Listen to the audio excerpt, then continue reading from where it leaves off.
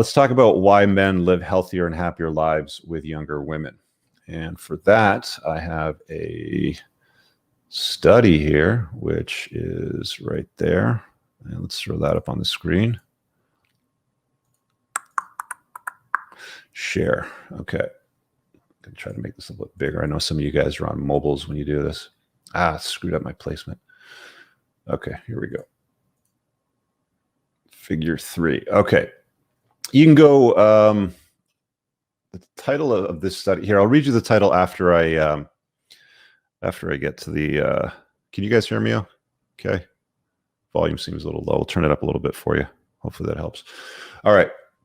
Let me just highlight it here. So in this chart, we've got shows the risk of dying in men increases as the age gap increases. So the younger the wife is compared to the spouse, actually I should highlight it from here. The younger the wife is compared with her spouse, the lower the mortality rate of the husband. The older the wife is compared with her spouse, the higher the mortality rate of the husband.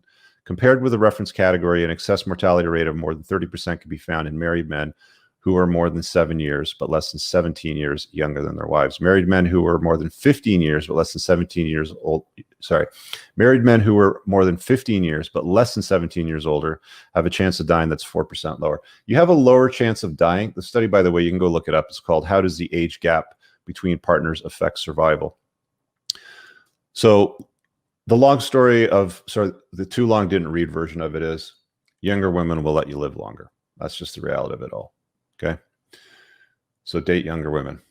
Run a harem of younger women if you want, if you can. There's nothing wrong with that. So I got another one here because this is the societal norm here that grinds my gears. Share screen and let's go with Tanya Sweeney.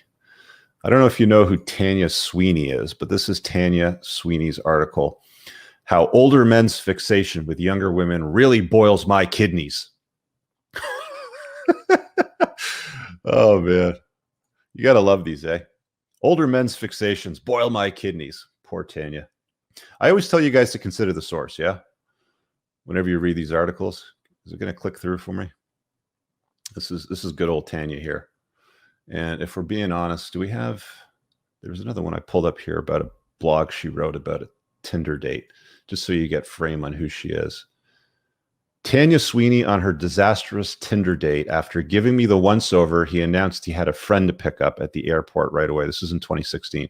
She's just had a kid recently, so obviously, she found somebody to lock down and make babies with, or a baby, I suppose. She's probably towards the end of her reproductive lifespan. She looks like she's about 40 or so. But anyway, that's her. So in this article, that's grinding her kidneys or making her kidneys burn. What was it? Boiling her kidneys. I didn't know you could boil kidneys, but anyway. So in this article, she's complaining how Russell Crowe's dating his new girlfriend, Brittany Thorout, age 30. And the girlfriend's closer to Crowe's son's age than his age. She calls them dad-bottled middle-aged men.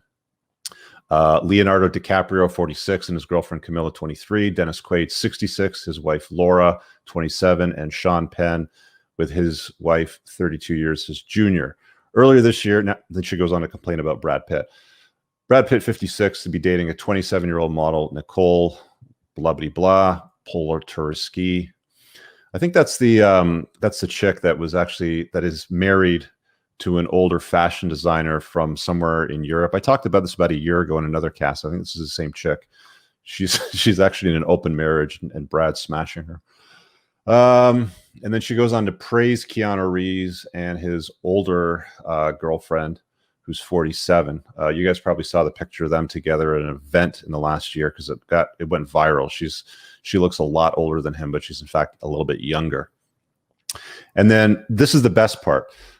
This is the pot calling the kettle black, okay? Because towards the end, she's complaining all about her kidneys boiling because men are dating younger women.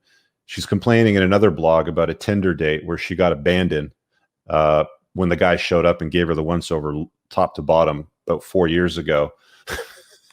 And then she closes this article. This is grand. But I know from experience that this isn't always the case, and maybe this is why the dynamic leaves a metallic taste in my mouth. At 20, I'm guessing this is Tanya's 20-year-old. At 20, working in a Dublin hotel bar to pay my way through college, I met an American man, then in his mid-30s. So this guy's 15 years her senior. He was charmingly boyish, but had his own apartment in LA, wore aftershave, and worked as a record producer. I could barely spell career. It was a sizable step up from the snakebite guzzling lads that I was more used to. Suitably smitten, I moved to LA after college so we could make a go of things. She picked up and moved all the way to LA from Dublin to chase down this 35-year-old Chad because he's not a snakebite guzzling lad. Okay. So even though she's complaining about men dating younger, she admits in her youth, when she still had beauty, I don't know what she looked like younger, but she doesn't look so hot today as you saw in the other picture. When she still had beauty, she dated older men. In fact, 15 years her senior. This is like solipsism 101, guys. You know, I talked to you about hypergamy and solipsism being the main driving forces of the women. And this is them not seeing past their own nose. She actually titles an article complaining about men dating younger women, boiling her kidneys, and she closes the article admitting that this is what she did herself.